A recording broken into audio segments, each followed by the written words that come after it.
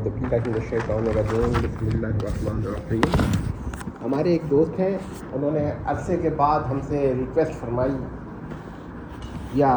کہ آپ شرک کی تعریفات پہ بحث کریں، تو یہاں پر یہ بحث کرنی ضروری ہے کہ شرک جو ہے وہ توحید کے منافی تو کہا گیا ہے، تفتزانی نے ایسے ہی کہا ہے کہ جو چیز توحید یا تو کیا کہتے ہیں الوہیت میں ہے یا پھر استحقاق وجوب میں ہے، یعنی استحقاق عبادت، لیکن ایسا ہے نہیں۔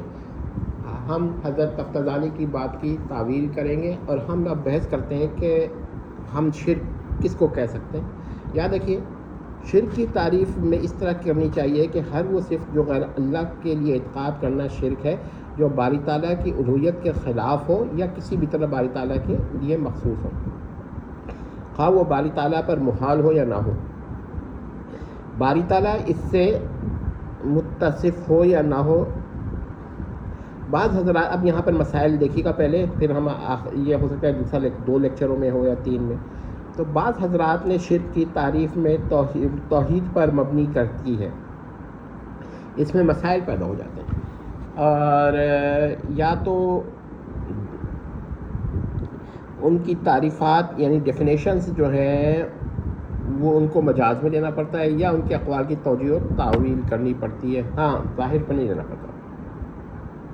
اب پہلا پوائنٹ دیکھیے، بعض حضرات کے نزدیک ہر وہ صفت جو باری تعالیٰ کے لیے ذاتی طور پر ثابت ہے یا باری تعالیٰ اس سے ذاتی طور پر متصف ہے، اس کو غیر اللہ کے لیے ذاتی طور پر اعتقاد کرنا شرک ہے۔ اب یہ عقیدہ اگر تو ٹھیک ہے، یہ عقیدہ شرک ہے، مگر یہ ڈیفینیشن نہیں ہے۔ اعتراض: غیر اللہ کے لیے عقل و شرب و شہوہ وغیرہ ذاتی طور پر اعتقاد کرنا شرک ہے، حالانکہ یہ صفات تو باری تعالیٰ پہ محال عقلی اور غیر مقدور ہیں، پھر صفات فعلیہ اور صفات اضافیہ پر یہ تعریف ساکت ہے۔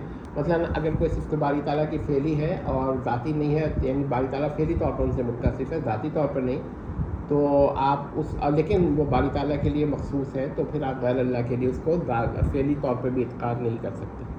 صرف ذاتی عطائی کی بحث نہیں ہے، فعلی اور اضافی کی بھی بحث ہے، کیونکہ اس باری تعالیٰ کی صفات صرف ذاتی نہیں ہوتی ہیں، فعلی اور عطائی ہوتی ہیں، فعلی اور اضافی بھی ہوتی ہیں، تو اس کو عطائی نہیں کہتے۔ لیکن بہرحال یہاں پر یہ کہہ سکتے ہیں کہ صفات عطائی، صفات فعلیہ جو ہے اس کو بھی آپ ذاتی کہہ دیں، عطائی نہ کہیں، تو یہ کہہ سکتے ہیں، مگر اصولی بات ہے نہیں ہے۔ شرک غیر اللہ کے لیے صفت ذاتیہ سے متصف، شرک غیر اللہ کے لیے صفت ذاتیہ سے متصف اعتقاد کرنا ہے، تو یہ ایک عقیدہ اور ہے کہ آپ نے یہ شرط ہٹا دی کہ باری تعالیٰ سے متصف ہو یا نہ ہو، بلکہ غیر اللہ کو کسی بھی طرح کی صفت سے آپ ذاتی طور پر متصف مان لیں تو شرک ہے۔ تو یہ اعتراض ہے کہ اگر غیر اللہ کے لیے استحقاق العبادہ اور الوہیہ عطائیہ اور غیر ذاتی اس طرح اعتقاد کیا جائے تو یہ بھی شرک نہیں ہونا چاہیے، کیونکہ آپ نے تو ذاتی طور پہ اعتقاد نہیں کیا، تو یہ بھی شرک ہے۔ تو وہ کہتے ہیں کہ نہیں بھائی یہ تو نہیں ہے، تو اس کا مطلب ہے کہ یہ یہاں بھی کوئی مسئلہ ہے۔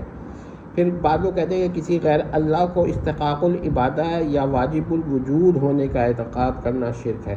اب یہ تفتزانی کا قول ہے، لیکن ہم اس کی تعویل توجیہ کریں گے وہاں پر، لیکن یہاں پر اس کو مان نہیں سکتے اس طرح۔ یہ ٹھیک ہے کہ یہ عقائد شرک ہے، مگر یہ ڈیفینیشن نہیں ہے۔ اس پر اعتراض ہے کہ غیر اللہ کے لیے صرف ایک ذرے کا علم ذاتی اعتقاد کرنا بھی شرک ہے، حالانکہ ایک ذرے کا علم ذاتی نہ تو اس کو واجب الوجود بنا دیتا ہے، صرف ایک ذرے کا علم ذاتی، صرف کا لفظ یاد رکھیے گا، اور نہ اس کو مستحق العبادہ بنا دیتا ہے، بلکہ یہ تو باری تعالیٰ پہ محال عقلی اور غیر مقدور ہے۔ دوسرے جمل میں، ذرا واضح جمل میں، کہ غیر اللہ کے لیے علم ذاتی محدود کا عقیدہ شرک ہے، لیکن باری تعالیٰ پر علم ذاتی محدود محال عقلی اور غیر مقدور ہے۔ تو آپ دیکھیں گے یہ عقیدہ بھی آپ کے نزدیک شرک ہے، یہ پورا لکھا ہے ہم نے، اور ابھی بحث کرتے ہیں اس پہ۔ اچھا جی، غیر اللہ کو قدیم بالغیر اعتقاد کرنا بھی شرک ہے، حالانکہ قدیم باری تعالیٰ جو ہے وہ قدیم، اور غیر اللہ کو قدیم بالزمان اعتقاد کرنا بھی شرک ہے، حالانکہ قدیم بالزمان جو ہے وہ قدیم بالغیر اگر ہوگا کوئی غیر اللہ تو وہ واجب الوجود نہیں بلکہ ممکن الوجود ہوگا، یا قدیم الزمان ہوگا تو وہ بھی ممکن الوجود ہوگا۔ واجب الوجود نہیں ہوگا، حالانکہ یہ عقائد شرکیاں ہیں. اب یہ کوئی کہہ دے یہ شرک نہیں ہے، ہم اس سے پھر بحث نہیں کریں گے، ہمارے نزدیک تو یہ شرک ہے، لہذا ہم نے اس کو شامل کیا. اچھا، شرک غیر اللہ کے لیے صفت ذاتی اعتقاد کرنا یا اس کو واجب الوجود اعتقاد کرنا یا مستحق العبادہ اعتقاد کرنا ہے. اب یہ کچھ لوگوں نے 2-3 چیزیں اور ملا دی تاکہ اعتراض سے بچ جائیں. اس میں پہلی 3 باتیں شامل کر لی گئی ہیں، لیکن اگر غیر اللہ کے لیے علم غیر محدود غیر ذاتی اور علم غیر محدود عطائی اعتقاد کیا جائے تو وہ بھی شرک و کفر ہوگا، لیکن ظاہر بات ہے کہ اس ڈیفینیشن پہ نہیں بن رہا. اچھا، غیر اللہ کے لیے علم ذاتی حادث اعتقاد کرنا، یہ بھی اعتراض یاد رکھیے گا کہ غیر اللہ کے لیے علم ذاتی حادث اعتقاد کرنا بھی کفر و شرک ہے، لیکن اب اس ڈیفینیشن پہ نہیں بن رہا. تو کیا ہے کہ اعتراض، اس پہ پہلا اعتراض ہوا کہ علم ذاتی کا حادث ہونا محال عقلی ہے، لہذا اس کا ذکر ہی غلط ہے. الجواب، کسی محال کا عقیدہ اس کو محال، کسی شے کا محال ہونا اس کو شرک ہونے سے خارج نہیں کرتا. دوسرا اعتراض، اس کا کوئی قائل نہیں، تو اس کا جواب یہ ہے کہ شرک محتاج مشرک نہیں ہے. تو جب شرک محتاج مشرک نہیں ہے تو یہ عقیدہ شرکیہ ہے، خواہ اس کا کوئی قائل ہو یا نہیں ہو، یا وہ متناقض بالذات بھی عقیدہ ہو تو بھی شرک رہتا ہے. یعنی یہ کہتے ہیں نا کہ متناقض بالذات ہے یا محال عقلی ہے تو بھی یہ شرک نہ رہا تو یہ غلط ہے. لہذا اگر شرک ہے تو پھر ہم نے صحیح اس کو بیان کیا. اگر غیر اللہ کو محدث بلا محدث یا حادث بلا محدث اعتقاد کیا جائے تو یہ بھی کفر و شرک کا عقیدہ ہے، لیکن حادث بلا محدث ہونا تو باری تعالیٰ پہ محال عقلی ہے اور غیر مقدور ہے، کیونکہ باری تعالیٰ تو قدیم ہے، وہ تو حادث ہے ہی نہیں، نہ وہ حادث بالمحدث ہے اور نہ حادث بلا محدث ہے. تو پھر بھی آپ کہہ رہے ہیں یہ عقیدہ کفر و شرک ہے. اب وہ کہیں گے نہیں یہ کفر و شرک نہیں ہے. ہاں، اس طرح کے لوگ کہیں گے ان سے ہمارا کوئی کلام نہیں ہے، وہ تو ہے ہی مشرک. چاہے اچھا کفر مان رہے ہو اس عقیدے کو، مگر اگر اس کو شرک نہ مانے تو تب بھی ہمارے نزدیک وہ مشرک ہے. اچھا، تعدد قدمہ کا عقیدہ شرک ہے. اب یہ وہ لوگ کچھ لوگ کہتے ہیں، تو ہم یہ کہتے ہیں اس پہ یہ اعتراض، یہ باطل ہے، کیونکہ تعدد ذوات قدمہ کا عقیدہ شرک ہے. اب یہاں پر ایک اور مسئلہ ہوتا ہے کہ تعدد اقانیم کا قائل بھی ہیں بعض لوگ جو دوسرا مذاہب میں، تو وہ بھی شرک ہے. بالکل تعدد اقانیم کا عقیدہ شرک ہے، تو صرف ذوات قدمہ کا نہیں بلکہ اقانیم کا بھی. حالانکہ ذات باری میں ہمارے نزدیک اقنوم کا ہونا ہی محال عقلی ہے، مگر اس کا کوئی قائل ہو محال عقلی کا تو بھی وہ مشرک ہو جائے گا. ٹھیک ہے. اچھا، اب نصارہ جو ہیں وہ اقانیم کو ذوات نہیں مانتے اور نہ صفات مانتے ہیں. ٹیکنیکلی یہی بات ہے، اگرچہ وہ کہتے ہیں، بعض لوگ کہتے ہیں کہ یہ قائم بھی نفسی ہی ہیں مگر اضافات ہیں، تو بھی ان کو کہا جاتا ہے یہ شرک ہے. تو یاد رکھیے گا کہ شرک کی بڑی بحث ہے. اچھا، تعدد وجبہ ذاتیہ کا عقیدہ بھی شرک ہے، بعض لوگ کہتے ہیں، لیکن ہم کہتے ہیں کہ یہ غلط ہے. اس کا تمام ضروری جو صفات ذاتیہ کو واجب بالذات مانتے ہیں ان کی تکفیر ہو جائے گی اور مشرک قرار پائیں گے. حالانکہ غیر اللہ کے لیے یہ ہے کہ آپ تعدد ذوات وجبہ کا عقیدہ شرک ہے، خواہ صفات ذاتیہ کو آپ واجب بالذات مانیں یا نہ مانیں، ممکن بالذات مانیں. اگر ممکن بالذات مانیں گے تو ان کی نقیب کو ممتنی بالذات ماننا پڑے گا. ذرا یہ الگ مسائل ہیں. جو اہل سنت صفات ذاتیہ کو عین مانتے ہیں وہ بھی اس کو شرک نہیں کہہ سکتے، نہ کہتے ہیں، ورنہ تو بے تحاشا اہل سنت کی تکفیر لازم آئے گی. غیر اللہ کو ذاتی اور مکون ماننا بھی شرک ہے، یہ بھی پوائنٹ نوٹ کر لیجیے گا آپ. اسی طرح وہ لوگ کافر قرار پاتے ہیں جو اتحاد، جو افعال کے مخلوق کو اپنے افعال کا خالق قرار دیتے ہیں.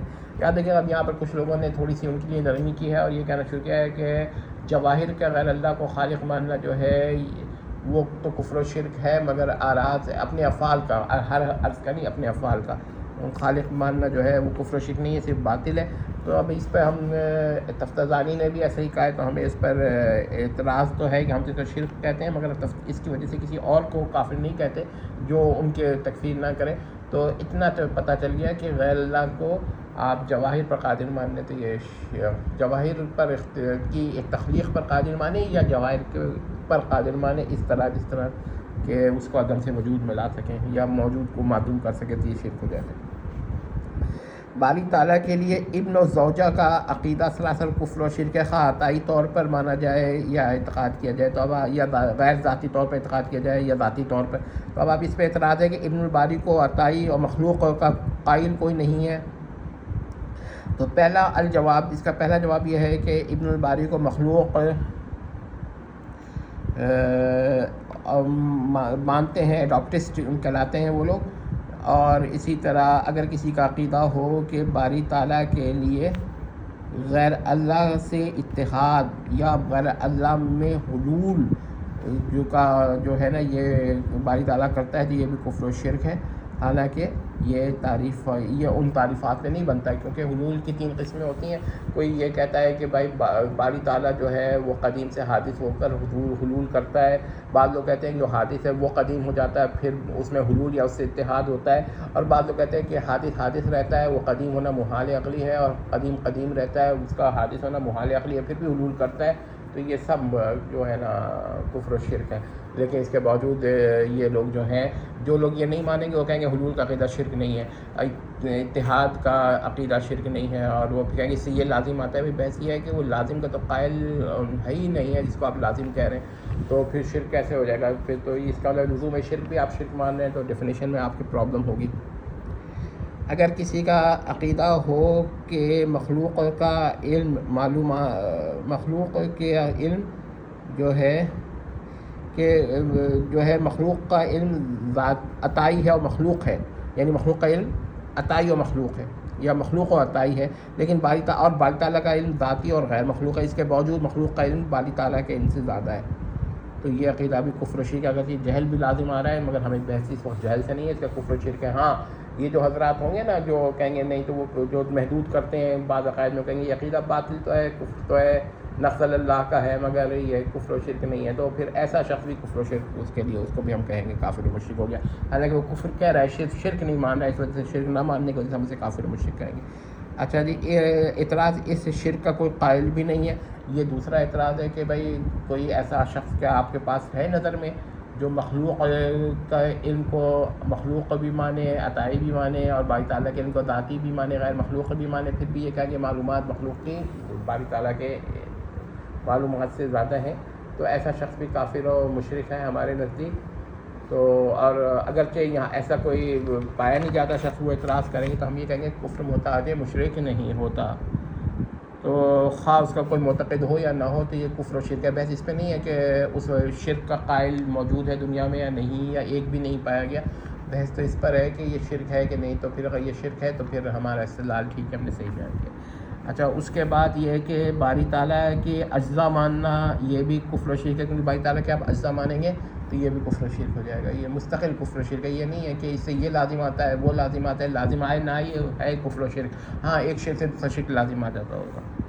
پھر باری تعالیٰ کو مرکب اعتقاد کرنا بھی کفر و شرک ہے۔ اب اجزاء مانا، اگر آپ اجزاء بلا مرکب مانیں تب بھی کفر و شرک ہوگا، اگرچہ آپ کہیے گا کہ بھائی اجزاء ہیں تو مرکب ہو گیا نا، تو وہ فرض کرے وہ کہتا ہے کہ اجزاء مانتا ہوں لیکن بلا مرکب نہیں مانتا، تو تب بھی کفر و شرک ہو جائے گا، حالانکہ یہ محال عقلی ہے، بحث سے نہیں ہے۔ ہاں یہ ایسے شخص شاید ہی کوئی پایا جائے، مگر بحث سے نہیں ہے کہ پایا جاتا ہے یا نہیں پایا جاتا، سوال یہ پیدا ہوتا ہے کہ ایسا شخص مشرک ہے کہ نہیں، اور یہ عقیدہ شرک ہے کہ نہیں۔ تو باری تعالیٰ کو معدوم ماننا اور شریک الباری کو موجود ماننا یہ بھی کفر و شرک ہے۔ بہت ہی اہم بات ہے، اس کو میں ایسے ہوائی میں نہیں پڑھ رہا ہوں۔ باری تعالیٰ کو معدوم مان لے کوئی کہ باری تعالیٰ تو نہیں ہے، انکار کر دے، اور شریک الباری کو موجود مان لے، تو بظاہر تو وہ واجب الوجود ایک ہی مان رہا ہے، مگر یہ بھی کفر و شرک ہو جائے گا۔ اچھا، حالانکہ ایسا کوئی شخص نہیں پایا جاتا، آپ کہیں گے ہاں، ہم کہیں گے بالکل نہیں پایا جاتا، اب تک نہیں پایا گیا، کیا پتہ مستقبل میں پایا جائے۔ دیکھیں کفر و شرک ہے، امید کرتے ہیں کبھی آگے بھی پڑھتے ہیں، ابھی ہم اس کو تو پارٹ 1 یہ کمپلیٹ ہو رہا ہے ہمارا، غور کر لیجئے گا۔